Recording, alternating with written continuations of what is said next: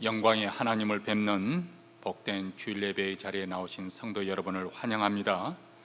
내일부터는 고난주간이 시작되고 이어서 다음 주는 부활 주일 예배를 드리게 됩니다. 지난 2년 동안 우리가 코비드로 인해서 새벽 기도회를 드리지 못하고 자유롭게 여러 성도님들이 나오셔서 매일 기도를 하셨는데, 이제 고난주간을 맞이해서 특별 새벽 기도회가 매일 새벽 5시 50분 2년 만에 다시 시작됩니다. 기억하시고 또 많이 참여하시고, 또 이 고난주간의 십자가를 깊게 묵상을 통해서 여러분이 다시금 은혜 충만하게 되어지는 시간이 되어지고, 또 혹시 참여하지 못하더라도 집에서 기억하시고 함께 동참해 주시면 감사하겠습니다. 다음 주일은 부활주일 예배를 드리게 될 것이고, 또 이것도 성례식도 2년 만에 다시 우리가 시작하게 됩니다. 성찬식을 여러분들이 미리 마음으로 준비해 주시고, 또 세례식도 또 우리가 준비하도록 그렇게 하겠습니다. 그리고 예배 후에는, 다음 주 예배 후에는 다시 친교를 또 오랜만에 또 함께 나눌 수 있게 되었습니다. 그래서 우리 권사님들이 친교를 준비해 주실 텐데, 5월부터는 우리가 한 달에 2번씩 다시 친교를 가지려고 합니다. 그래서 우리 권사님들이 조를 이렇게 지어서 친교를 준비해 주실 텐데, 아무래도 2분만 준비하기는 좀 그렇고, 또 몇몇 분이 힘을 더하면은 수월하게 잘 진행이 될 것 같습니다. 그래서 라비에 친교 자원 봉사 하실 분들, 스스로 이렇게 신청하실 분들 이렇게 보시고, 내가 이 권사님과 함께 팀을 이뤄서 이제 1번 아니면 2번 정도 같이 친교를 준비하겠다 하신 분들은 자원에 쓰시기 바랍니다. 물론 이제 고령의 권사님들은 뭐 열애가 되겠습니다만은, 우리 집사님들 가운데 선택을 하나 해주시고, 만약 선택을 하실 수 없는 분은 제가 봐서 적당하게 우리 재직 여러분들 배치를 하도록 하겠습니다. 그래서 올 한 해 친교는 그렇게 진행하도록 하겠습니다. 오늘까지 우크라이나 난민 구제 헌금을 이렇게 마감하고, 이제 선교단체를 통해서 난민 구제하도록 그렇게 하겠습니다. 이제 사도신경으로 우리의 신앙을 하나님께 고백하심으로 주일 예배 하나님께 드리도록 하겠습니다. 전능하사 천지를 만드신 하나님 아버지를 내가 믿사오며 그의 아들 우리 주 예수 그리스도를 믿사오니, 이는 성령으로 잉태하사 동정녀 마리아에게 나시고 본디오 빌라도에게 고난을 받으사 십자가에 못 박혀 죽으시고 장사한 지 사흘 만에 죽은 자 가운데서 다시 살아나시며 하늘에 오르사 전능하신 하나님 우편에 앉아 계시다가 저리로서 산 자와 죽은 자를 심판으로 오시리라. 성령을 믿사오며 거룩한 공예와 성도가 서로 교통하는 것과 죄를 사하여 주시는 것과 몸이 다시 사는 것과 영원히 사는 것을 믿사옵나이다. 아멘.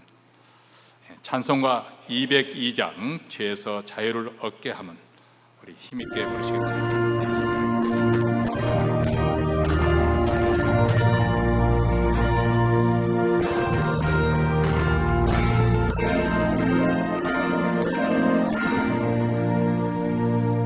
죄에서 자유를 얻게 함은 보혈의 능력, 주의 보혈, 시험을 이기는 승리되니 참 놀라운 능력이로다. 주의 보혈 능력이 있도다. 주의 피 믿음 주의 보혈 그 어린 양의 배우기신 피로다.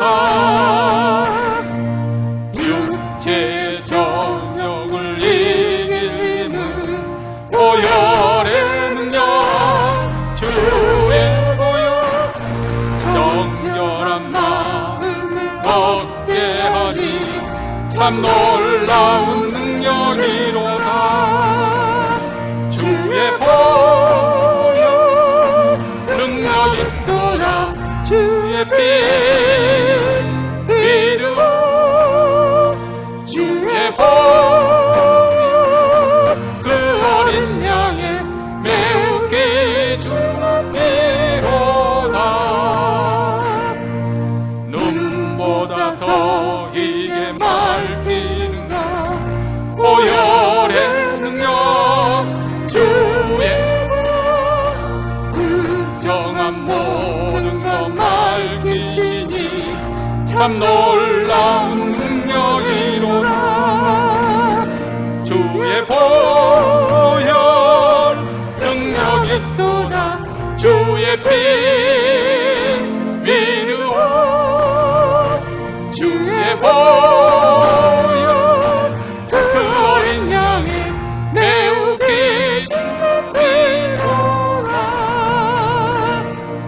구주의 복음을 전할 제목 보혈의 능력 주의 날마다 나에게 찬송 주니 참 놀라운 능력이로다. 주의 보혈 능력 있도다. 주의 피 믿음 주의 보혈 그 어린 양의 매우 귀중한 피로다. 이 시간 우리 합심해서 하나님 앞에 기도할 때 먼저 이제 오늘 예배 가운데 우리 하나님의 영광이 나타나기를 위해서 기도하십시다. 몬테네는 모든 교회들, 특히 우리 한인교회 주일 예배 가운데 우리 하나님의 임재가 생생하게 경험되어지는, 그래서 하나님을 만나는 흔적을 안고 돌아갈 수 있도록 주여 주의 영광의 빛을 비춰 주시옵소서. 오늘 이 시간 하나님의 영광에 사로잡히고 압도되는 그런 축복된 시간이 되기를 위해서 기도하십시다. 두 번째로는 고난주간을 앞두고 살아가는 모든 성도들 우리 하나님 회개하는 마음을 주시고 우리 인생의 그 누추함과 어리석음과 비천함과 안과함과 거짓됨과 부패함을 다 회개하는 우리의 불신앙과 불순종의 죄를 주께 고백하며 회개하며 저는 그 시간을 갖겠습니다. 또 회개하는 그 심령에 우리 하나님 성령을 부어주셔서 치유케 하시고 회복케 하시고 부흥을 경험하는 시간이 되게 하옵소서. 이렇게 기도하십시다.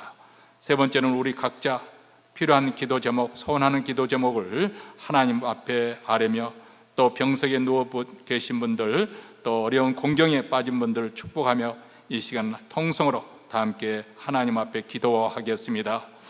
자비로우시고 은혜로우신 하나님 아버지, 오늘도 복된 주일 예배로 주님께서 불러주시오니 그리스도의 보혈을 힘입어 은혜의 보좌 앞에 나갑니다. 하나님의 이름을 높여드리고 하나님께 영광을 돌려드리며 하나님을 찬송하며 주님 앞에 나오는 이 시간, 우리 하나님의 영광과 거룩이 나타나는 축복된 시간이시고 하나님을 만나고 돌아갈 수 있도록 주여 주께서 우리의 긍휼과 자비를 베풀어 주시고 그리스도로 만나 주시옵기를 원합니다. 몬테네는 모든 교회들, 특별히 한인교회 우리 하나님 아버지 성령의 놀라운 역사로 말미암아 하나님의 임재가 생생하게 경험되어지고 감격스러운 예배가 드려질 수 있도록 도와주시고 우리 모두 다 우리 하나님의 영광을 보고 그의 귀한 빛에 압도되는 축복된 시간이 되어지기를 원합니다. 하나님 아버지 고난주간을 앞두고 우리 인생의 어리석음과 망령냉고가 사실과 허물을 주님 앞에 걸읍니다. 우리의 완악함과 안과함과 거짓됨과 불신함과 불순종의 죄, 아버지의 길을 잃어버린 우리의 아버지 안에 상실한 마음을 주께서 긍휼히 여겨주시고 아버지 그리스도의 보혈의 피로 깨끗게 하시고 성령의 기름을 부어주셔서 상처가 치유되고 회복되는 아름다운 능력의 역사가 나타나게 하여 주시옵소서. 그래야 아버지 하나님의 십자가의 은혜가 다시금 새롭게 회복되게 하시고 우리 하나님 아버지의 부활의 영광을 감격을 맛보는 축복된 시간이 되어지기를 간절히 원합니다. 오늘 아버지 하나님 사랑하는 성도들 함께 마음을 모아서 아버지 하나님 참으로 우리의 간절히 소원하는 기도 제목, 우리 가정에 아버지 필요한 것을 넣고 소원하는 말을 하나님께 아뢰입니다. 우리의 장래 소원을 주님께 아뢰입니다. 우리의 영적인 필요를 넣고 기도합니다. 특별히 아버지 아픈 성도들, 병석에 누워있는 성도들 주께서 위로하시고 치유의 역사가 나타나게 하시고 아버지 하나님 수술을 받고 수술을 하는 후에 치유와 회복을 기다리는 성도들 주여 불쌍히 여겨 주셔서 우리 하나님 아버지, 우리 하나님의 치유의 역사, 회복케 하시는 하나님의 은혜를 체험하는 복된 시간이 되기를 원합니다. 가정마다 주님께서 축복지고 우리 하나님의 은혜와 감격으로 충만되게 하여 주시옵소서. 하나님의 은혜의 역사가 일어나게 하여 주시옵소서. 하나님의 거룩에 아버지 임하게 하여 주시옵소서. 오 하나님 아버지 도와주시옵소서. 하나님의 함께 하여 주시기를 아버지 도와주시옵소서.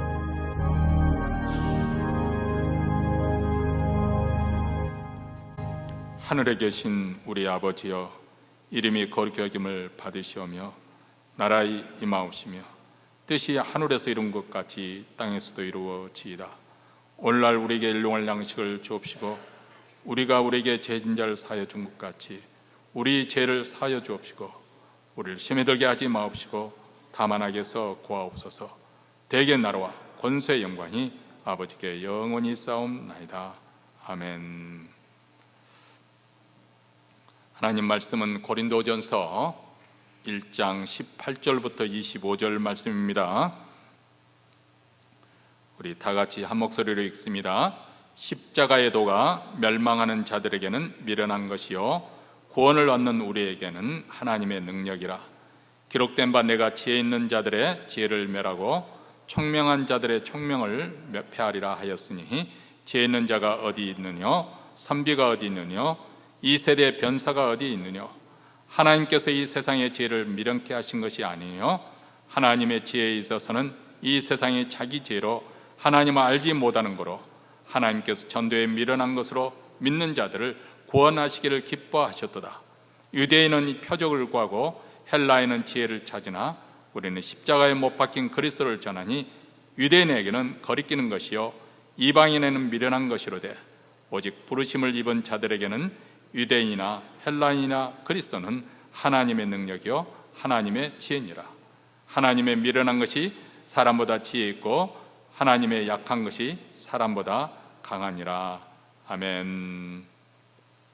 자, 오늘 주일 예배는 2000년 전 예수님께서 예루살렘 성에 입성하시는 것을 기념하는 정료주일입니다. 정료주일에 이어서 내일부터는 고난주간이 시작되고 또 고난주간이 바로 예수님의 십자가의 죽음 그리고 부활 사건으로 이어집니다.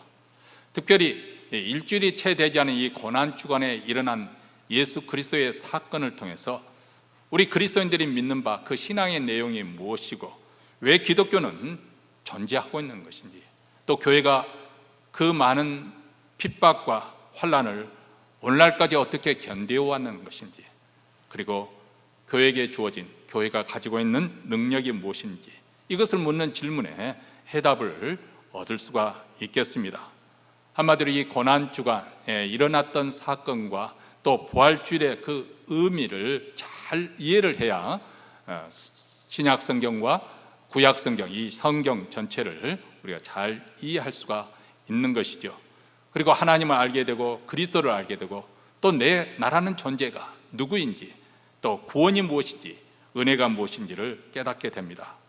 또 이를 통해서 하나님의 능력을 알게 되고 우리의 미래와 천국에 대해서 알 수가 있습니다. 기독교가 무엇인지, 기독교의 세계관이 또 무엇인지 우리가 이를 통해서 깨달을 수 있는 초석이 되어지는 것입니다. 그래서 우리가 매해 되풀이되는 고난주간이나 또 부활주일, 되풀이되는 그런 기독교 절기 행사이지만은 사실 우리 기독교 신앙의, 우리 신앙생활의 핵심이 여기 담겨져 있다고도 과언이 아닙니다. 그렇기 때문에 우리는 이런 단지 또 하나의 연례 행사로 치르는 것이 아니라 진지한 자세로 내가 미처 깊게 생각하지 못했던, 놓쳐버렸던 그런 의미, 이 예수님의 십자가와 부활의 의미가 무엇인지 해가 가면 갈수록 더 풍성해지고 부요해지고 더 충만케 우리가 되어지기 위해서 이를 우리가 연구를 해야 되고 묵상을 해야 되고 말씀을 또 묵상을 통해서 또 깊이 또 기도를 해야 되는 것이죠. 예수님의 죽음과 또 부활의 의미를 놓쳐버리면 사실 우리 자칫하면 우리 신앙생활의 핵심을 놓치면서 헛된 신앙생활이 되지 않도록 우리가 정신을 바짝 차려야 되는 것입니다. 여러분, 우리 주변에 이렇게 장례식 소식을 듣고 또 장례식에 참석하게 되면 그 가운데서 여러 또 가슴 아픈 사연들이 많이 있지만은 특별히 마음이 미어지도록 하는 장면이 있습니다. 그것은 젊은 엄마가 세상을 떠났는데 그 철없는 어린아이가 엄마가 세상 떠난지도 모르고 이렇게 구는 것을 볼 때 참 모든 사람이 안타까워하고 마음 아파하지요. 어머니 간호 앞에서 장난감을 놀고 또 밥 달라고 투정을 하는 그 모습, 왜냐하면 엄마가 죽었다는 그 사실이 죽음의 의미가 전혀 실감이 되지 않기 때문에 무엇을 의미하는지 모르기 때문에 그런 거 아니겠습니까? 어쩌면 이런 모습이 우리 인간의 모습이지 않는가? 하나님의 아들이 이 세상에 오셔서 십자가에 피 흘려 죽으셨는데 그 의미를 모르는 것입니다. 그리고 내가 하나님 앞에 죄인임에도 불구하고 내가 왜 죄인인지 그것을 깨닫지 못하는 것입니다. 많은 사람들이 나는 그래도 비교적 양심적으로 살아왔다, 나는 그래도 다른 사람에 비해서 선량한 삶을 살아왔다고 그렇게 생각을 하지, 자기 자신이 하나님 앞에, 거룩하신 하나님 앞에 죄인이다. 사실 죄인이 돼 어느 정도 죄인이야? 하나님의 아들이 나의 죄를 대신해서 십자가에 죽을 만큼 내가 죄인이라는 사실을 자각하지 못하는 것입니다. 그렇기 때문에 구원에 대해서 그렇게 절박하게 느껴지지 않는 거예요. 필요성을 느껴지지 않는 거죠. 구원을 주시는 우리 하나님에 대한 간절함이 없는 이유가 여기 있습니다. 그래서 하나님께서는 이사야 선지자를 통해서 이사야서 1장 3절에 보면 소는 그 임자를 알고 나귀는 주인의 구유를 알건만은 이스라엘은 알지 못하고 나의 백성은 깨닫지 못한다. 이렇게 탄식하는, 얼마나 비극적입니까? 하나님을 인식하지 못하고 그 대신에 하나님이 만드신 이 피조물 앞에서, 나무의 앞에서 절을 하고 큰 바위 앞에서 제사를 들면서 빌고, 요즘에는 자기의 힘이 될 만한 것들, 물질이랄지 성공이랄지 쾌락이 그들의 우상이 되어서 이것을 추종하며 삽니다. 하나님을 떠난 인간의 마음과 생각이 이렇게 허망해지고 그리고 어두워졌습니다. 캄캄한 영적 흑암에 갇히고 말았습니다. 그래서 결국은 우준에서 길을 잃고 말았습니다. 잘못된 길을 가고 있음에도 불구하고 부득불 그 길로 가겠다고 그 무지함과 고집스러움으로 해서 그 종말은 멸망에 이르게 되었습니다. 이런 인간을 위해서 하나님께서는 자신의 아들 독생자를 이 땅에 보내신 것이죠. 그리고 무지하고 어리석은 우리 죄인들을 위해서 십자가에 못 박혀 피 흘려 죽으셨습니다. 우리를 대신하여 죽으심으로 우리가 죄에 대해서 죽고 우리는 의에 대해서 살게 되었습니다. 우리를 위해 피 흘려 주심으로써 우리가 눈을 뜨게 되었고 고침을 받고 죄에서부터 자유함을 얻게 되었습니다. 이것이 바로 십자가가 주는 진정한 능력이죠. 우리를 구원해 주시고 치유해 주시고 고쳐 주시고 회복시켜 주시는 은혜입니다. 오늘 말씀 1장 22절에서도 이렇게 말합니다. 너희는 표적을 구하고 헬라인은 지혜를 찾지만 우리는 십자가에 못 박힌 그리스도를 전한다. 우리는 십자가에 못 박힌 그리스도를 전파하는데 많은 사람들은 기적이 일어나는 그 기적에 흥분을 하고 기적적인 그런 표적을 찾지만 또 지혜를 찾고 지식을 찾고 학문을 찾고 그리고 돈을 찾지만 우리는 십자가의 능력을 찾습니다. 왜냐하면 이보다 더 놀라운 지혜가 없고 더 큰 능력도 없고 구원도 없기 때문에 어쩌면 이 세상에서 가장 귀한 보배가 이거보다는 더 귀한 보배가 없기 때문이라는 것입니다. 여러분, 오늘날 이 시대는 실력이 굉장히 중시하는 그런 시대가 되었습니다. 실력의 시대. 이 실력이라고 하는 소위 말하자면 그 사람의 능력을 말하는 것이고 그 사람이 가지는 힘을 의미합니다. 자, 여기에는 여러 가지 종류의 실력과 그리고 능력과 힘을 여러 종류가 있습니다. 우선 이 무력이라는 힘을 말할 수가 있겠습니다. 우리는 우크라이나 전쟁에서 이 무력의 힘, 그것을 나타내고 과시하는 것을 보지 않습니까? 최첨단 과학과 기술을 통해서 만든 무기, 물론 무기가 그것이 전부 아니라는 것을 우리가 또 보게 되죠. 얼마만큼 인적인 자원 그리고 물적인 자원이 충분히 지원이 되고 있느냐, 이것이 또 전쟁의 승패를 가름짓기도 합니다. 이렇게 무력의 힘, 또 과학과 기술의 힘, 이 모든 것이 다 실력입니다. 또 경제의 힘이라는 게 있습니다. 어쩌면 오늘날에는 무력보다도 더 큰 힘을 발휘하고 있는 것이 경제력입니다. 돈이 있어야 최첨단 무기를 개발할 수 있는 것이고, 또 군사력도 경제력이 뒷받침이 돼야 할 것이 아니겠습니까? 그런데 이 경제력은 돈의 힘만 있다고 해서 다 문제가 해결되는 것이 아닙니다. 소위 말하자면 도덕의 힘도 필요합니다. 도덕성이 없으면 경제나 기술이나 무력도 결국 아무 소용이 없게 됩니다. 여러분, 소련 체제가 왜 무너졌을까요? 여러 가지 원인이 있지만은 그 근본 원인은 인간성이 무너졌기 때문에, 도덕성이 무너졌기 때문에 그렇습니다. 이 공산주의 그 이상적인 그런 사회를 구현하려고, 그것은 참으로 어떻게 보면 아주 이상적인 그런 체제를 그들은 추구를 했지요. 근데 왜 무너졌을까요? 왜냐하면 그 공산체제가 결국은 게으른 백성을 만들어냈고, 거짓말하는 백성을 만들어냈고, 무책임한 백성을 만들어냈기 때문에 그렇습니다. 그리고 권력자들의 부정부패, 그것이 국가를 결국 무너지게 한 것입니다. 그렇기 때문에 견고한 나라를 건설을 하려면 그 나라 백성들, 시민들이 건전한 도덕성을 견지해야 되는 것이죠. 그런데 이렇게 세상에서는 기술력이나 과학의 힘이나 또 경제력이나 도덕의 힘이나 이것을 과시하고 그것이 필요하다고 말씀하고 있지만은, 그러나 그보다 더 위대한 힘이 있습니다. 아니, 우리에게 진정으로 매일 삶 속에 우리 인생에 가장 절실하게 필요한 능력이 있는데, 그것은 바로 십자가의 능력입니다. 왜 십자가의 능력이 필요한 것일까요? 첫째로 십자가는 구원의 능력이 있기 때문에 그렇습니다. 오늘 본 말씀 18절에서 십자가의 도가 멸망하는 자들에게는 미련한 것이로되 구원을 얻는 우리에게는 하나님의 능력이라, 이렇게 말씀을 하고 있습니다. 이스라엘 백성들이 애굽을 떠나서 가나안 땅을 향해 가던 중에 그 광야를 통과하는 길이 너무 힘들고 고달팠습니다. 그래서 그들은 하나님께 불평하며 원망을 했죠. 사실 그들은 하나님의 특별한 은총을 받아서 하나님의 백성이 되었고, 또 그들로 하여금 그들의 일생에서 의미 있는 그런 나라가 되도록 고상한 사명도 받았습니다. 그런데 그 하나님을 신실하게 믿지를 못했던 것이죠. 그래서 약속의 땅에 가는 그 목적지를 가는 도중에 인내하지 못하고 하나님께 대한 불신앙을 드러내고 말았습니다.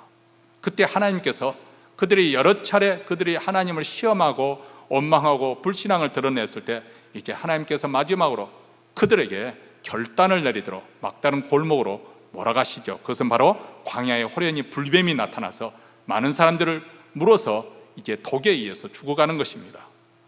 사람들이 죽어가는 그 가운데서 모세에게 하소연을 합니다. 살려달라고 구원을 요청하니까 모세가 하나님께 기도하지요. 그러자 하나님께서 그들에게 해결책을 주셨는데, 그것은 구리뱀을 만들어서 장대를 높게 달아매라는 것입니다. 그리고 누구든지 그 구리뱀을 바라보면 살게 될 것이다, 이렇게 말씀합니다. 뭐 반신반의하면서도 봤던 사람들이나 아니면 믿음으로 봤던 사람, 어쨌든 그 구리뱀을 바라봤던 사람들은 놀랍게도 독에서 해독을 얻고 다 살았습니다. 반면에 완고하게 그 말을 믿지 아니하고 자기 고집대로 쳐다보지 않았던 사람들은 그 불뱀에 물린 그대로 독에 걸려서 죽었습니다. 노소로 만든 그 구리뱀에 어떤 마력이 있어서 그들을 살린 것이 아닙니다. 하나님께서 그들이 구원받을 수 있는 법을 만들었었는데, 그것은 바로 구리뱀을 보라는 것입니다. 그것을 쳐다보라는 것입니다. 그리고 그 말씀을 믿고 순종한 사람들은 살았습니다. 자, 이 사건은 지금 하나님께서 이 사건을 통해서 훗날 무엇을 우리에게 보여주시려고 하는 것인가? 오늘 설교를 듣는 우리에게 무엇을 교훈하려고 하시는 것인가? 그것은 바로 예수님의 십자가를 바라보는 자가 구원을 얻는다는 것입니다. 이 구리뱀은 바로 예수님의 십자가의 사건을 의미하는 것이죠. 우리가 죄로 인해서 심판을 받고 멸망을 당할 수밖에 없지만은 그 십자가의 은혜, 십자가 안에 하나님의 사랑을 믿고 나오는 사람은 구원을 받는다는 것입니다. 여러분, 여기서 이제 라스베가스로 향하는 그 길을 가다 보면 이 캘리포니아를 벗어나는 그 지점쯤에서 북쪽으로 올라가게 되면 네바다주에 있는 죽음의 골짜기라는 데스밸리가 있습니다. 국립공원이죠. 여기는 말 그대로 여름철에는 정말 보통 때도 그렇습니다. 여름철에는 풀 한 폭이 자랄 수 없는 그런 사막지대입니다. 사람이 그곳에 들어가 살 수가 없는 곳이죠.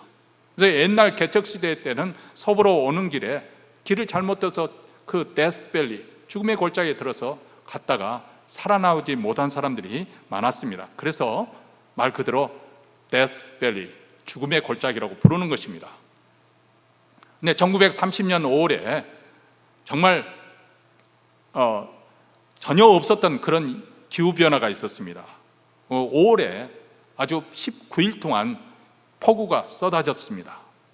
그랬더니 그 사막에 날려서 묻혀 있었던 그 씨들이 싹이 나고 움이 타가지고 사막에 아주 푸른 초원으로 바뀌는 놀라운 광경을 만들어 놓았습니다. 그 광경을 바라본 사람들이 죽음의 골짜기가 생명의 골짜기로 바뀌었다, 이렇게 바라보면서 찬탄을 했다고 합니다. 여러분, 하나님께서 창조하시는 이 우주 만물, 이 아름다운 세상은 아담이 범죄한 후에 죽음의 골짜기가 되었습니다. 그래서 아무도 이 죽음의 골짜기에 들어선 이상 살아나올 수가 없는 것이죠. 2000년 전이나 지금 시대 사람들이나 누구도 일단 세상을 태어난 이상 어떻게 보면 그 죽음을 향해서 한 걸음 한 걸음 다가가는 것이고, 그리고 마침내 죽음은 찾아오고 여기서 아무도 살아나온 사람이 없습니다. 그런데 예수님께서 갈보리 십자가 그 언덕에서 피 흘려 주심으로 이 사망의 골짜기가 생명의 골짜기로 바뀌어진 것입니다. 하나님이 세상을 이처럼 사랑하사 독생자를 주셨으니 이는 저를 믿는 자마다 멸망치 않고 영생을 얻게 하려 하십니다. 이 사망의 골짜기에서 생명을 얻을 수 있는 그 비결이 무엇입니까? 어떻게 이것이 가능하게 되었습니까? 바로 십자가를 흘리신 예수님의 피가 우리에게 생명을 주시는 것입니다.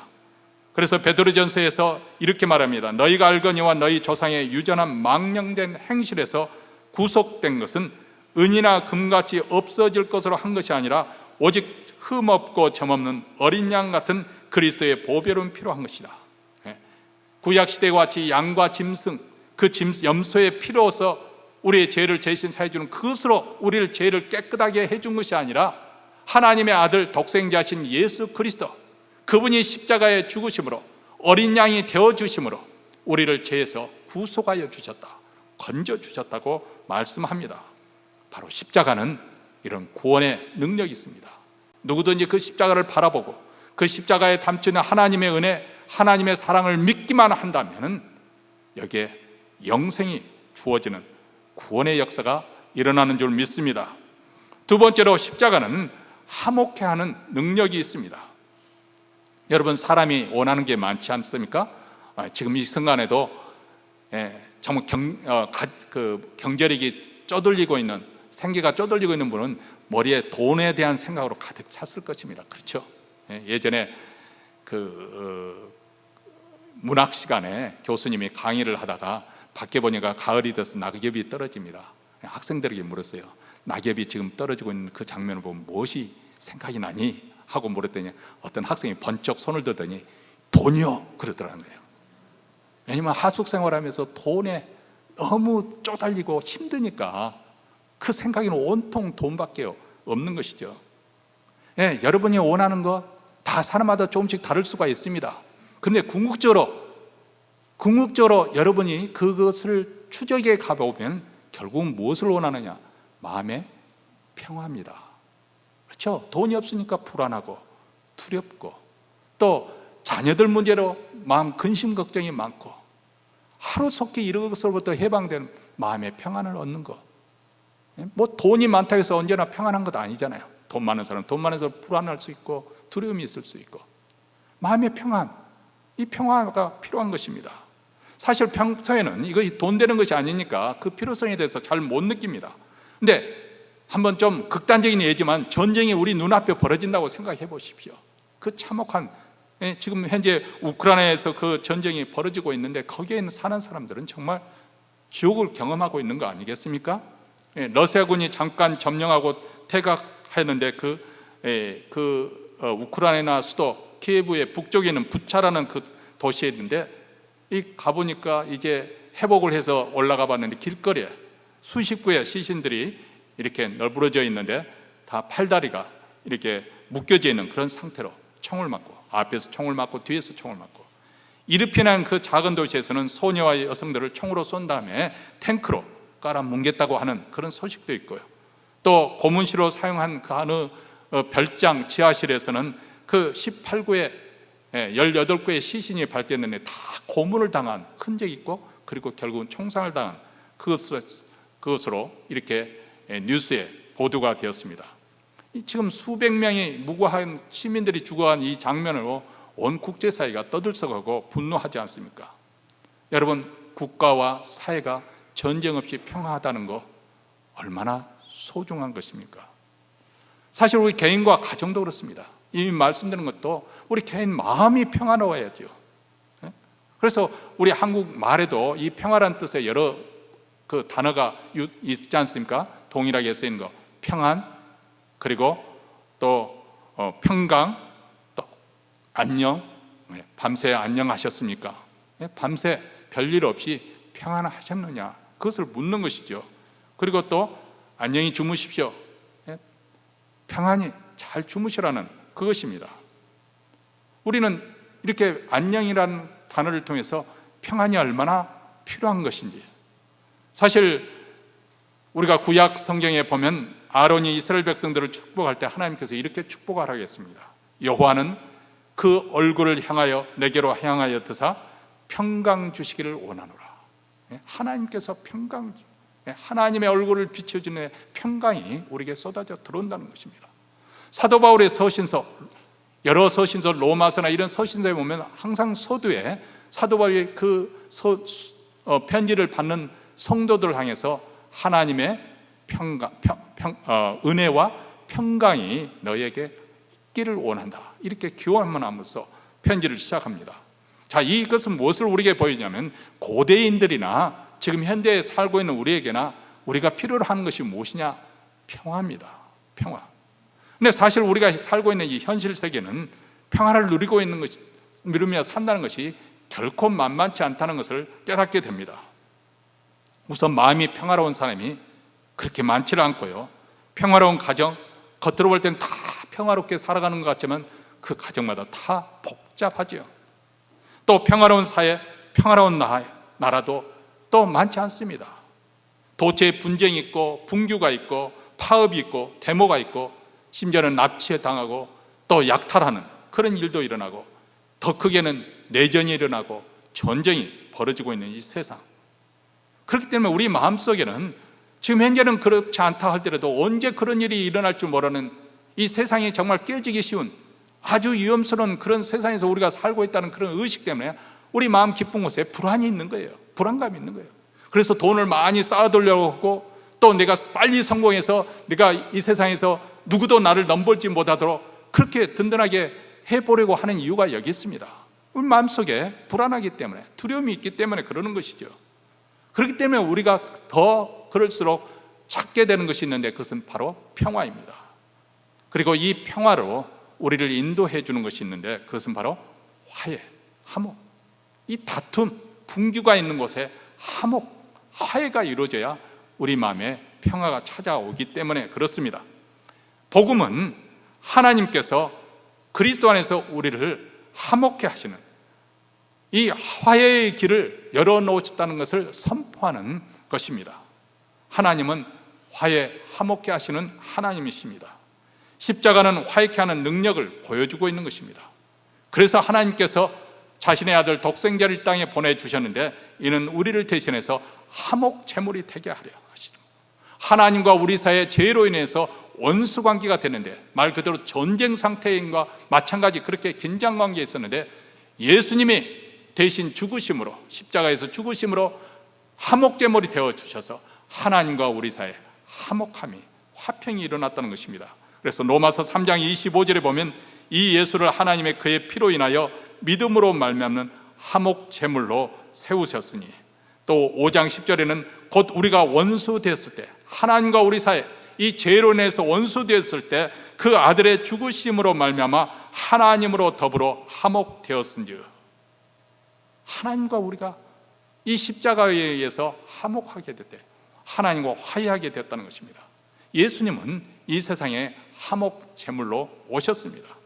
원수되었던 하나님과 우리 죄인들을 예수의 피로 화목케 하시고 하나 되게 하셨다는 것입니다. 이렇게 십자가는 하나님과 우리 인생을 화해시켜 줘서 화목하게 만들어 준 바로 이 십자가입니다. 이 십자가가 바로 우리로 하여금 하나님과 화목하게 되고, 그리고 하나님과 화목하게 되니까 또 우리 자신이 다른 사람과 화해되는 화목함이 일어나게 되는 것이죠. 연쇄 반응으로 일어나게 되는 것이죠. 심지어는 죽은 자와도 화해하게 되는 그런 능력이 이 십자가에 있는 것입니다. 그래서 우리가 세상에 살아갈 때 예수 믿는 사람은 어떤 사람입니까? 어느 곳에 가든지 화목케 하는 사람, 화평케 하는 사람이라는 거예요. 그래서 예수님께서 산상순에서 마태복음 5장 9절에 이렇게 말합니다. 화평케 하는 자는 복이 있나니 저가 하나님의 아들이라 일컬음을 받을 것이며. 그 사람이 정말 하나님의 아들임을 어떻게 보여줄 수 있느냐? 어느 곳에 가든지 화평케 하는 사람이에요. 여러분, 한번 여러분의 발걸음 가는 곳에 어떤 일이 일어나는지 한번 생각해 보세요.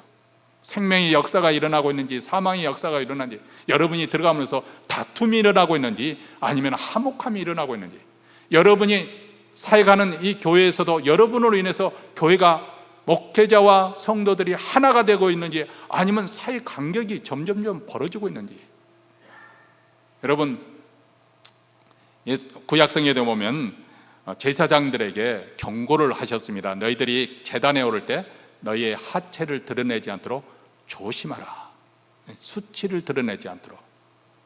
한마디로 하나님께 가까이 나갈수록 우리는 더 조심스럽게 하나님을 섬겨야 된다는 거예요. 그런데 어떤 경우가 있냐면 아주 방자해져 가지고 하나님 앞에, 하나님 두려운 줄도 모르고 그렇게 행하다가 아론의 두 아들은 제단에서 나오는 그 불로 인해서 불살라 죽었습니다. 왜 그렇습니까?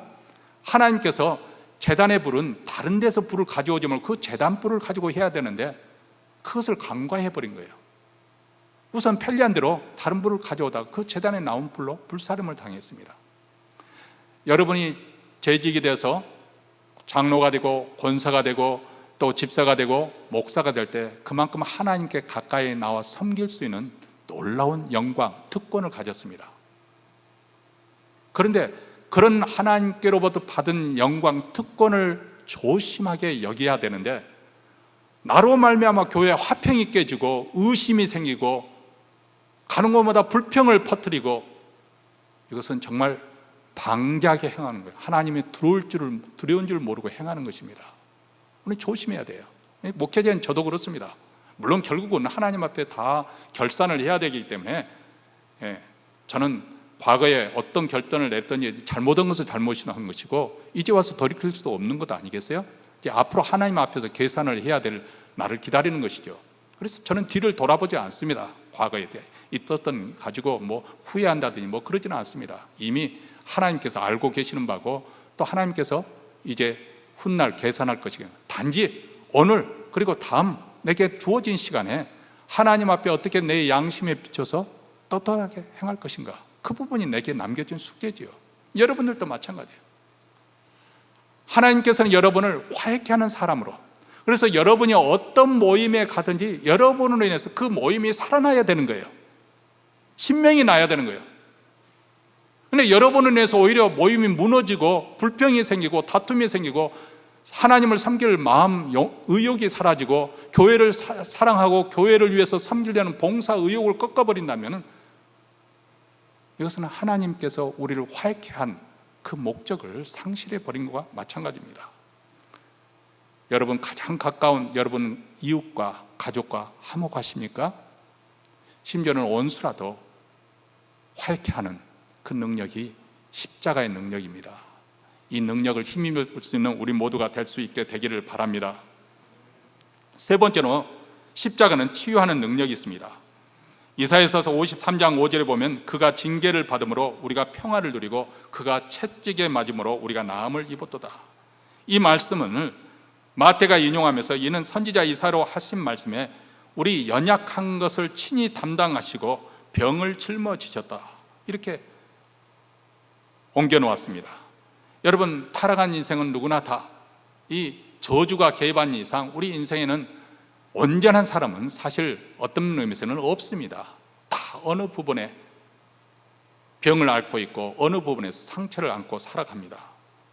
그것은 육체의 질병일 수도 있고 상처일 수도 있고 마음의 질병일 수도 있고 마음의 상처가 있을 수 있습니다. 또 가정에도 상처가 있을 수 있습니다.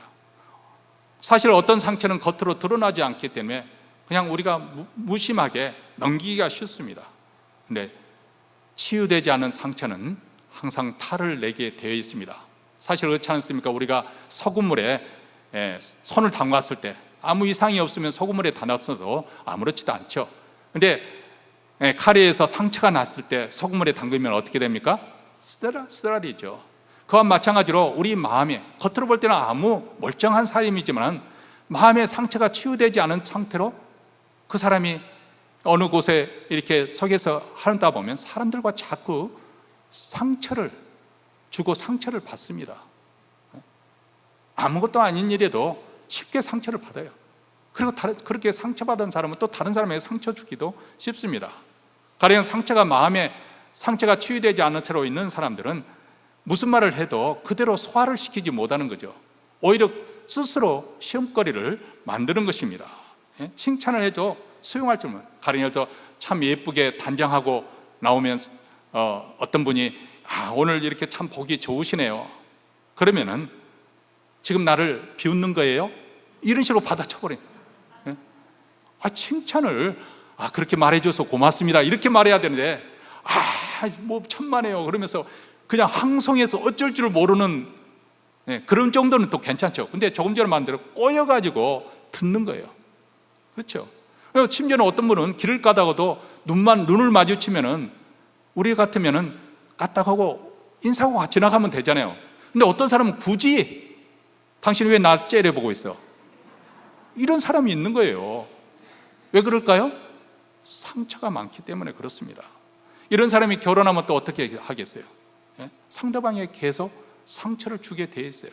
그러면 또 상대방도 독을 뿜고 상처를 또 주겠죠. 이게 이제 톱니바퀴처럼 계속 맞물려 가니까 상처가 점점 커지고 골마지고 심각해지고, 그래서 어느 날 보니까 남편이 세상에 가장 나쁜 남편이 되어버리고 또 여자는 세상에서 가장 나쁜 아내가 되어버리는, 왜냐하면 그 역할을 계속 하다 보니까 그렇게 되어버리는 것입니다. 그렇기 때문에 우리 자신도, 우리 가정도, 우리 사회도 치유를 받아야 됩니다. 근데 무엇이 우리를 치유케 하는 것인가? 예수님의 십자가입니다. 육체의 질병뿐만 아니라 우리의 마음의 병, 또 영혼의 병까지 고쳐줄 수 있는 이 십자가의 능력이 바로 여기 있습니다. 그래서 성경은 우리에게 믿음으로 기도하라고 예수님께서도 병자들에게 하신 말씀이 내 믿음대로 되리라고 격려를 하신 이유가 여기 있습니다. 왜냐하면 예수님께서 십자가에 죽으심으로 우리의 모든 병을, 질병을 대신 담당하셨기 때문에.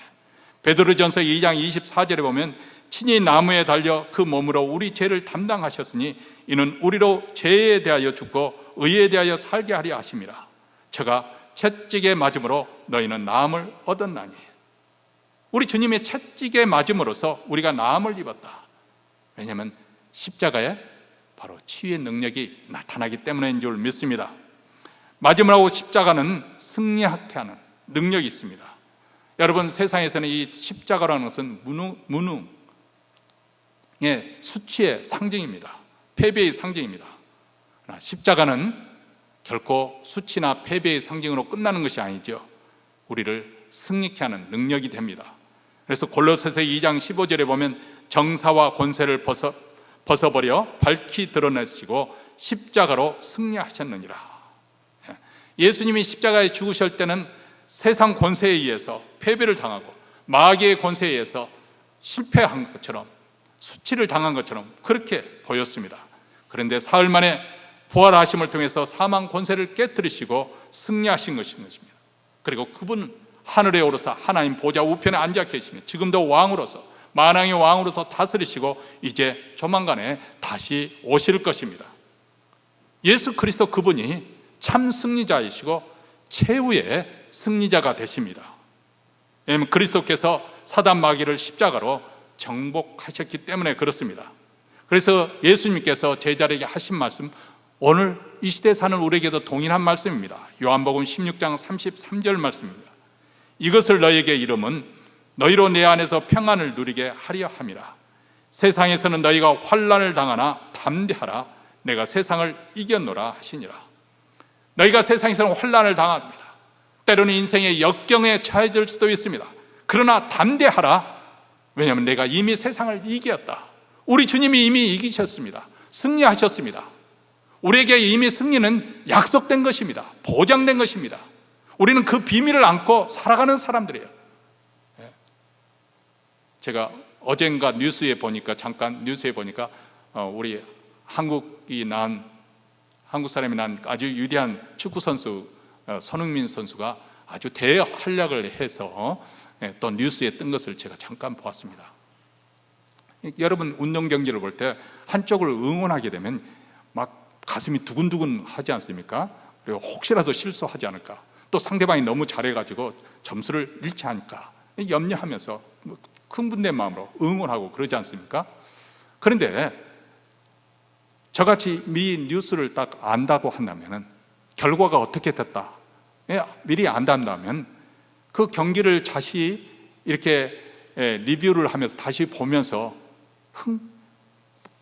염려하거나 두근거릴 필요가 없습니다. 왜냐하면 이미 결과를 아는 사람이기 때문에, 어떻게 이긴 것을 미리 알고 경기를 보는 것이기 때문에 즐기면 되는 거예요. 그와 마찬가지로 우리 믿는 사람들은 예수 그리스도 안에서 이미 승리한 사람들이에요. 인생이 꼬여가지고 그냥 가난으로 치닫고 병으로 그냥 고난을 당하고 또 세상 사람들로부터 막 여러 가지 무시를 당하고 고통스러운 그런 자리에 들어간다 할지라도, 우리가 그럴지라도 절망하지 않고 낭망하지 않는 이유는 무엇입니까? 우리는 이미 이기기로 예정되어진 그리스도 안에서 이미 승리된 자로 확정되었다는 것을 알고 있기 때문에, 이제 우리에게 주어진 것은 이런 고난 속에서 어떻게 하나님의 자녀답게, 그리스도인 정백성답게 믿음으로 싸울 것인가, 이게 우리 자신의 점수, 포인트를 올리는 그것밖에 남은 것이 없는 거예요. 왜냐하면 우리는 어쨌든 이길 것이니까요. 십자가는 최대의 능력입니다. 세상이 자랑하는 무력보다도, 기술력보다도, 기술의 힘보다도, 아니면 도덕적인 어떤 힘보다도 가장 위대한 것이 십자가의 능력입니다. 왜냐하면 여기에 구원의 능력이 있고, 화목게 하는 능력이 있고, 치유하는 능력이 있고, 승리하는 능력이 있기 때문에 그렇습니다.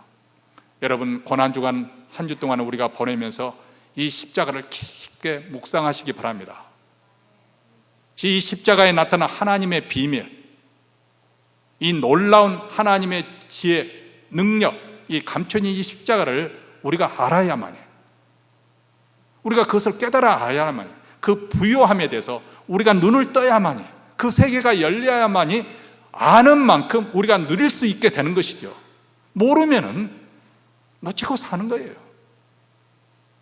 그렇기 때문에 한 주 동안 우리가 이 십자가의 은혜에 대해서 깊게 묵상해야 되고, 그리고 그 은혜를 깨달은 만큼 우리가 믿고 붙들고 살아야 될 줄로 믿습니다.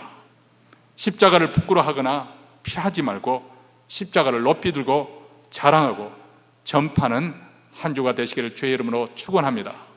기도하겠습니다.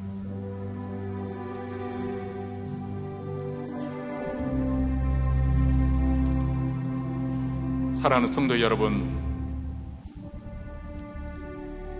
이제 고난주간을 앞두고 다시 한번 십자가, 이 십자가에 나타난 하나님의 사랑, 하나님의 비밀 깊게 깨닫게 되기를 원합니다.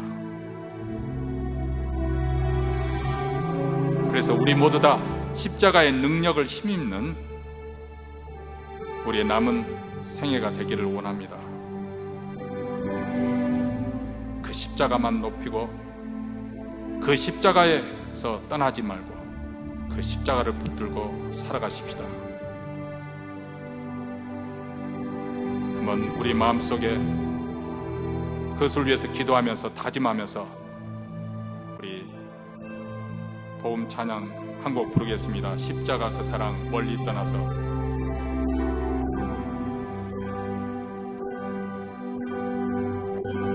십자가 그 사랑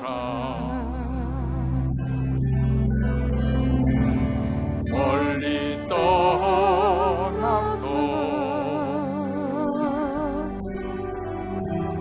무너진 나의 삶 속에 잊혀진 주네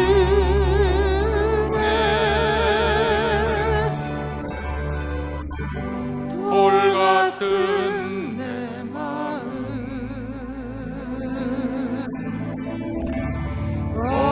어루만지사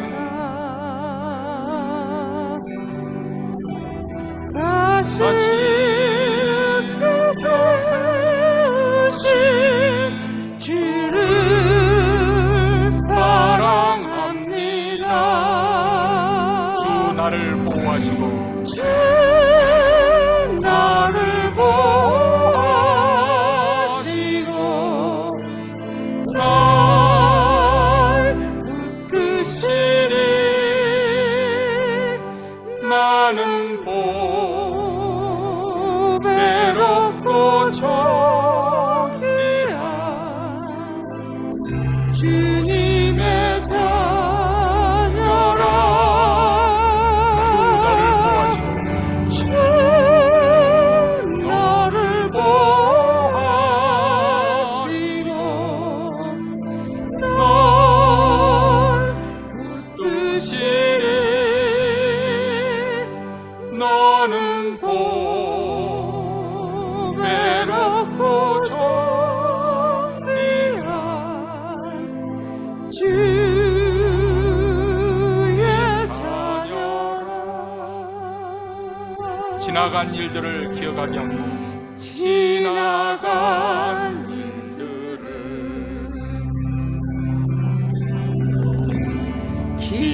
기억하지 않고 이전에 행한 모든 일 생각지 않으리. 사막의 강물과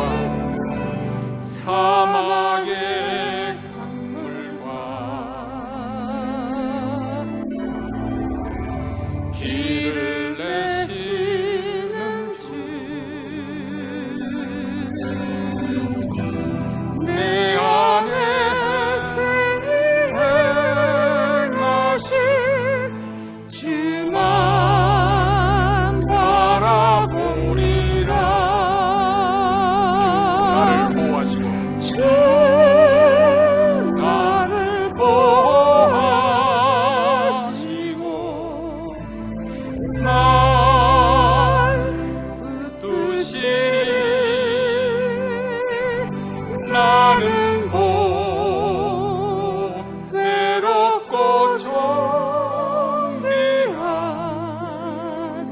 주님의 자녀라.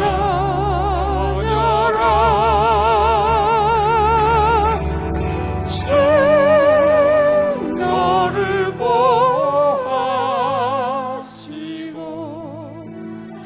널 붙드시니 너는 보배롭고 정귀한 외롭고 주님의 자녀라. 주